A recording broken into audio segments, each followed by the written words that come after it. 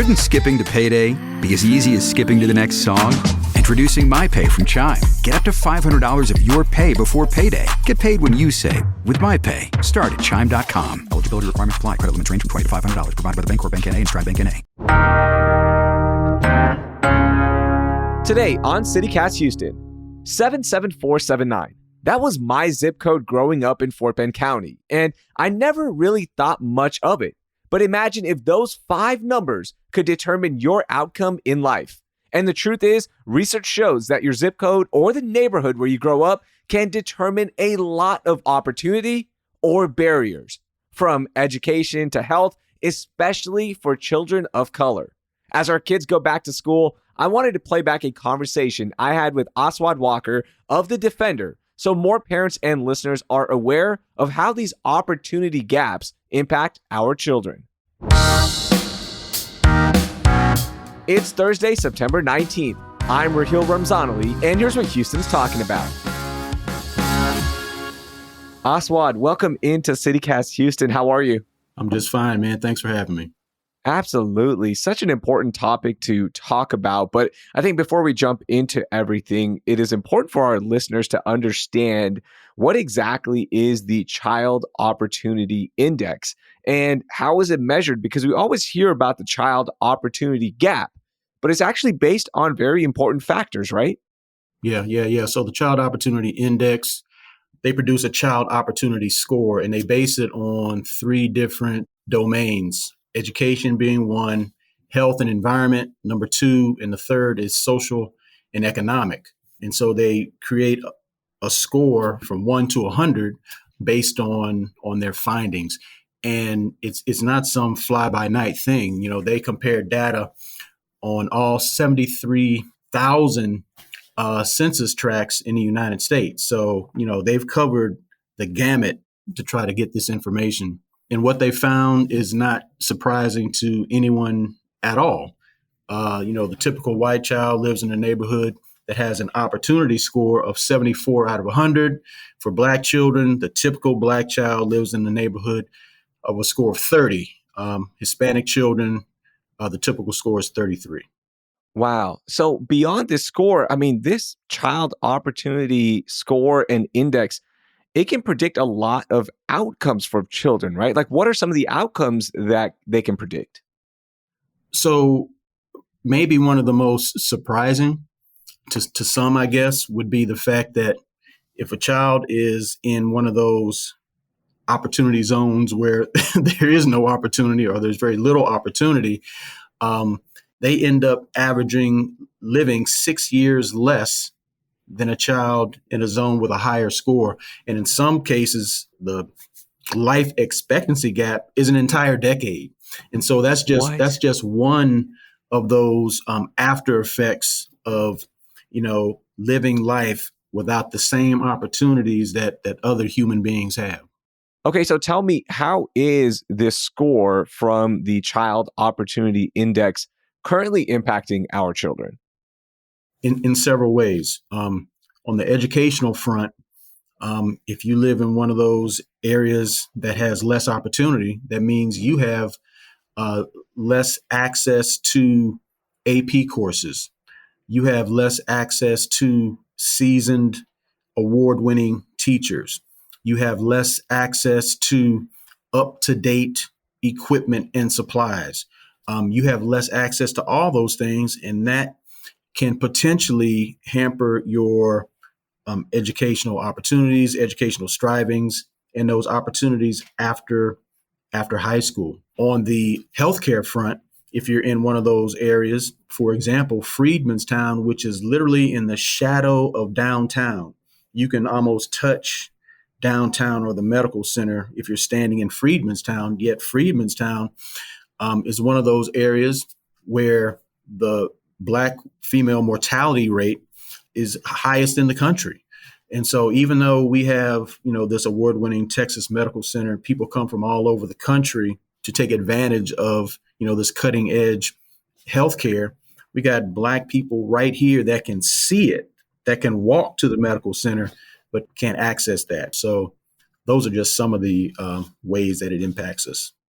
Is this impacting children in terms of their ability to go to college or get a master's degree as well? Because we've seen how important that is. And yeah, education is accounted into this, but is there any correlation between them getting to the next level in terms of college? Well, absolutely. I mean, there's the wealth gap that folk talk about a lot, which this pours into directly, but that is impacted by the education gap. And what's amazing is the education gap just kind of feeds the narrative of all the negative stereotypes about Black people and people of color, but it really becomes a self-fulfilling prophecy. I have done several articles about the fact that purposeful barriers have been placed. We talk about America being a meritocracy, where if you have the best work ethic, or you have the best grades, or et cetera, then you will achieve more. But history shows that America is not a meritocracy. It's really a mediocrity, because there have been example after example after example of institutional roadblocks put in place before Black people, people of color, women, so that there is not an equal playing field. No, it's not. And we've always heard about it, right? That people of color are born 50 steps behind and have to basically catch up to be successful. And yeah, people will point out, but look at this story. Look at this person. He worked so hard and he made it. But when you kind of pull back a little bit and look at the greater picture of this, you go, okay, that's one example. What about the other 30,000 kids, right? Like, how can we catch them up? Is it frustrating to see that these numbers back up what we've known? Or is it almost like we've known this the whole time, so why are we even putting these numbers out? It's kind of both and.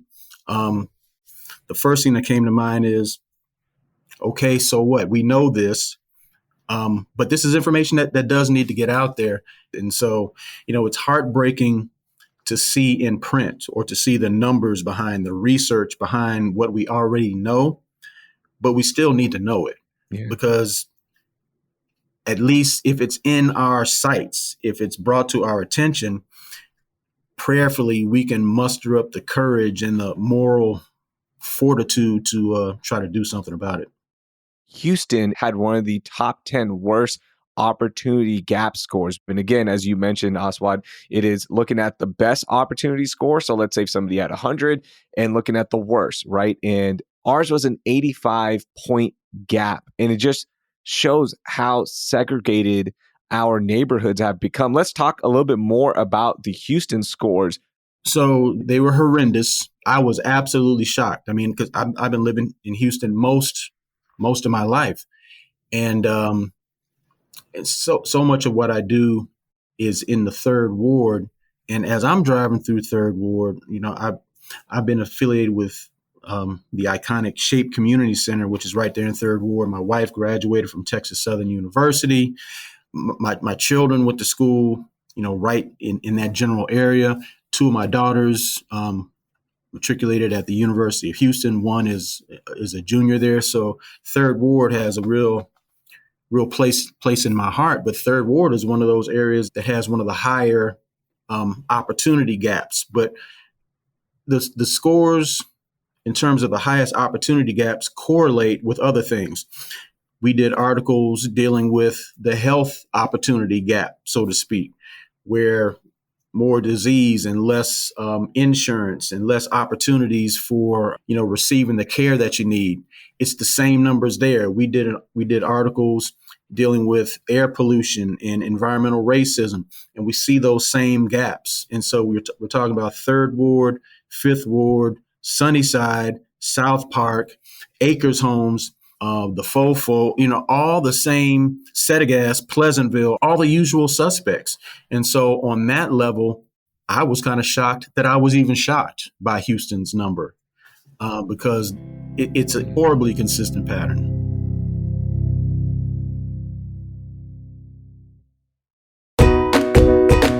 Are you looking for some more culture and art for your social calendar this fall? Then check out the Moody Center for the Arts at Rice University. They have a new fall exhibition by internationally renowned artist Do Ho Suh on view in the Moody Galleries Tuesday to Saturday, 10 a.m. to 5 p.m. And throughout September, the Moody is celebrating new public artworks. You can see new work by Karen Olivier and Rafael Lozano Hammer, and you can even meet the artists at their public receptions.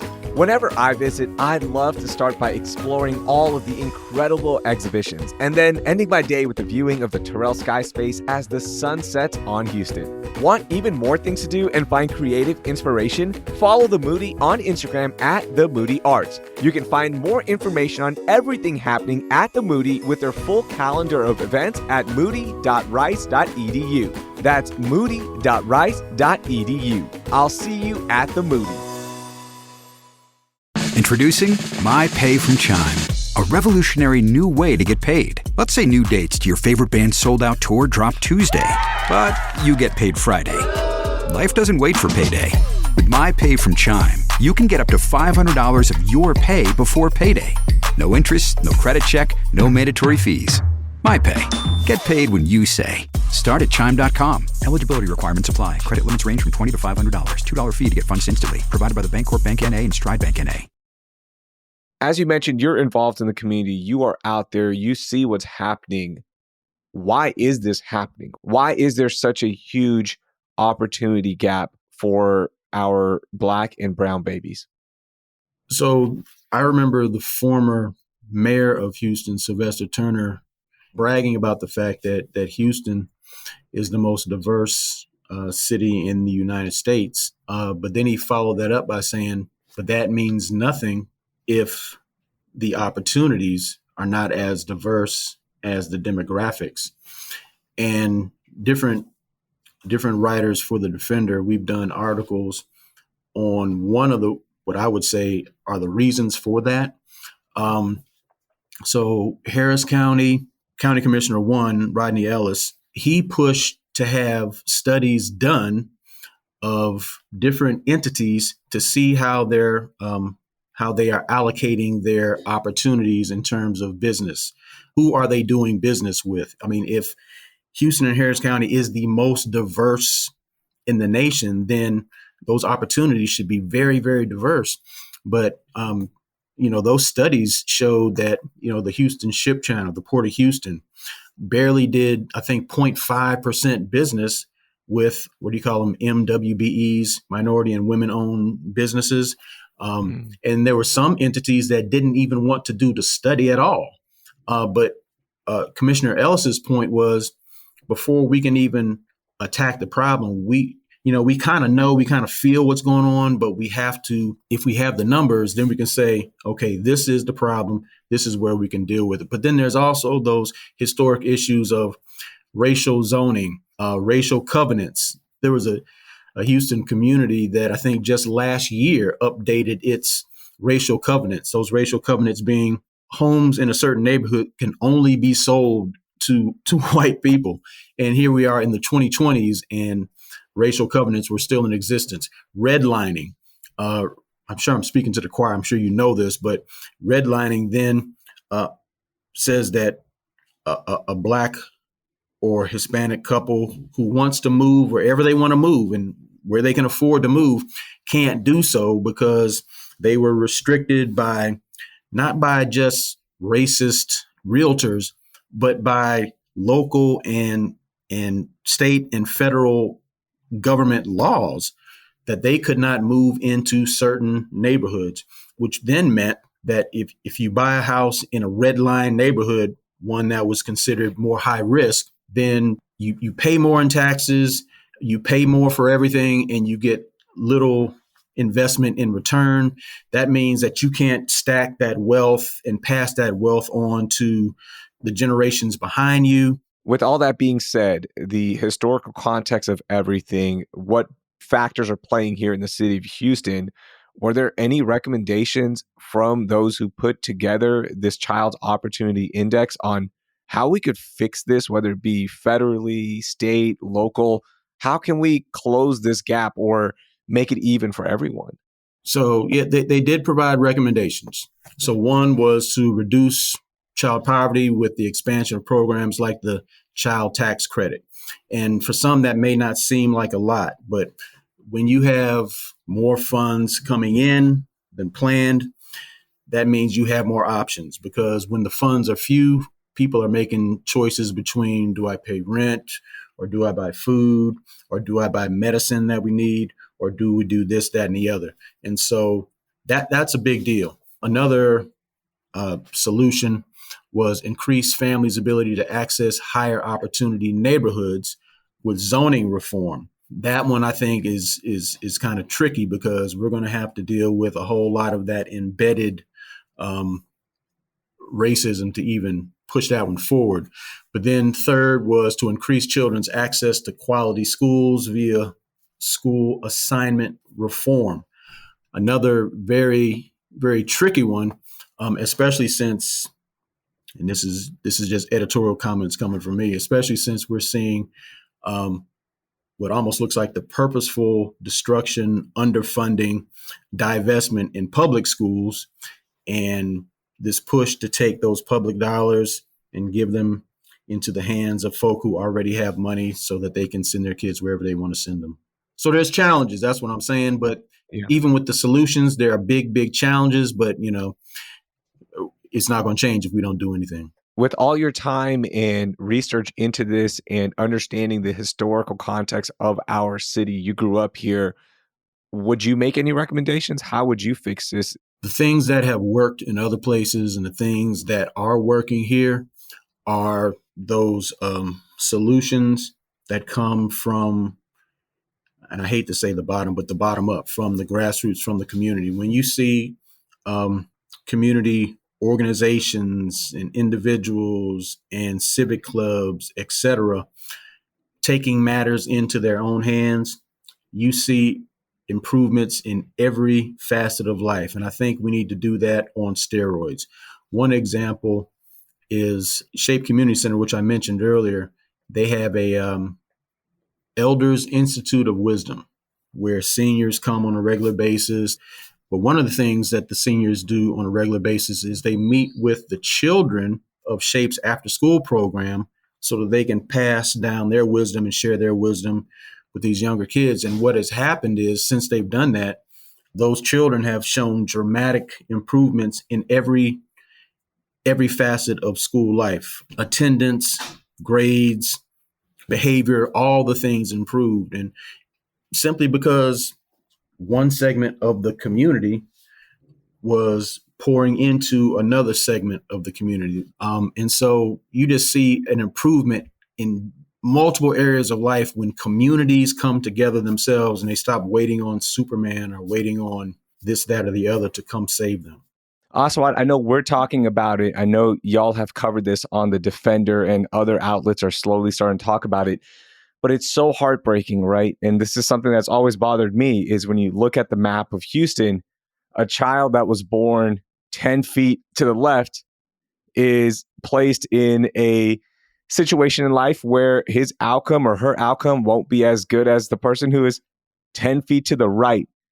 Why isn't this a bigger deal? And why aren't more Houstonians upset about this? That's a great question. I wish I had the answer for that. All I know is, as you alluded to earlier, there are vastly different life outcomes just depending on your zip code. There's been so many studies that just talk about almost the curse of the zip code. Your zip code should not determine the way you are treated as a human being. However, these child opportunity zones speak to that whole thing about where you live, really kind of dictates, those life opportunities or lack thereof.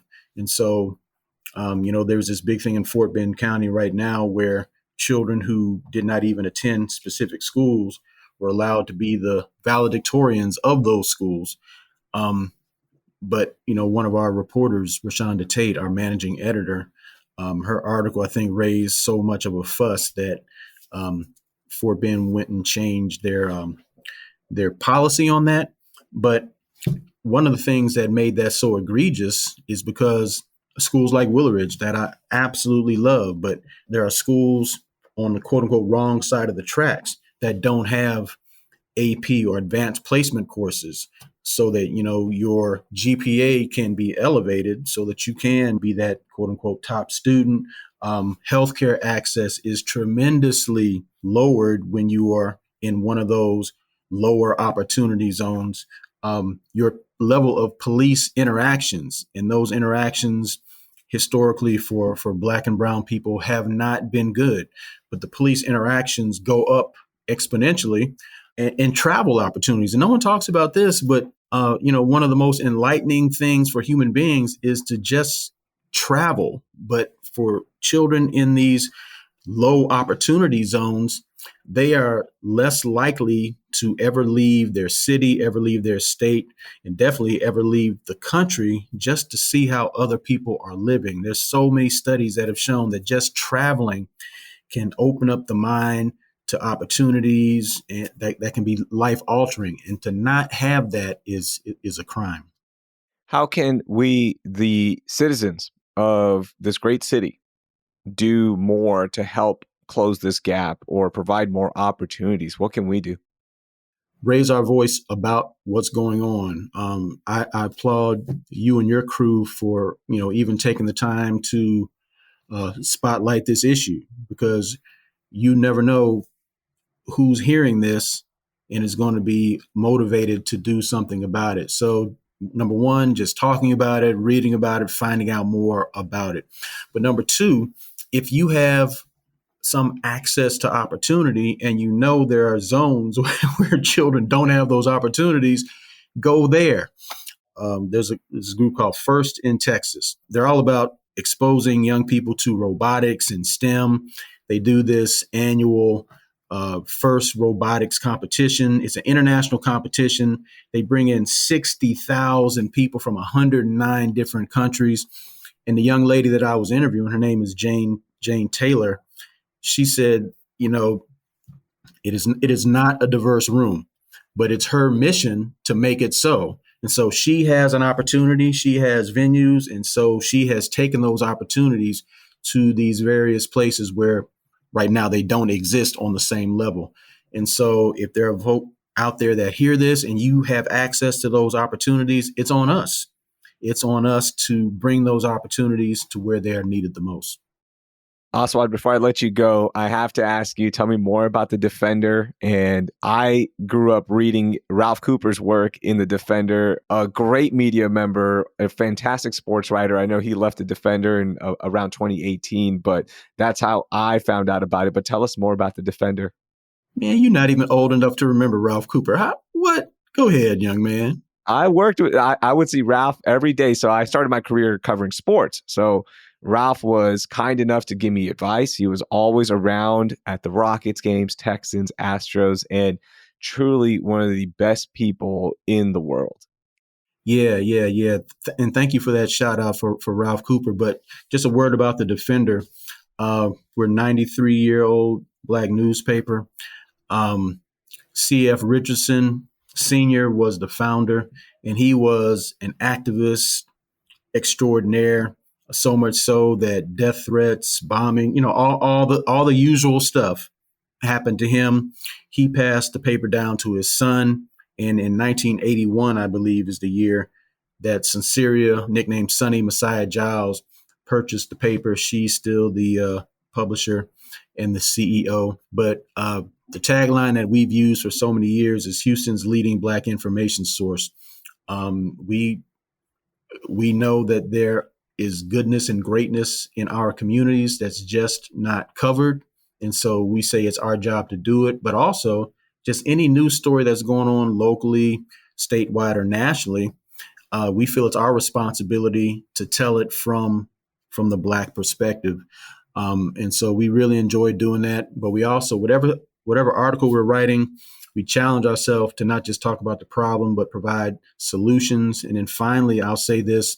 We're a part of a national consortium collaboration of 10 national Black-owned publications. It's called Word in Black. Check it out at wordinblack.com. So we work with publishers and writers and editors from Atlanta and Seattle and Chicago, all over the country, sharing ideas, sharing stories. And it's just a really good example of how we can improve or strengthen our impact when we decide to work together. Aswad, thank you so much for joining us. Thanks for having me. That was Aswad Walker. He's the associate editor at The Defender, which has been serving Houston's Black community since 1930. You can read more of his work at defendernetwork.com.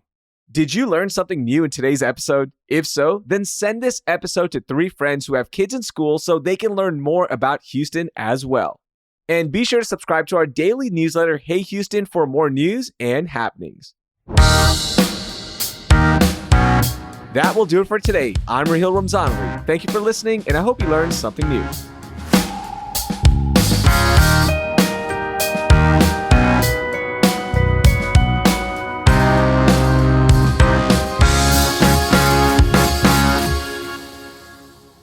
That will do it for today. Thank you for listening, and I hope you learned something new.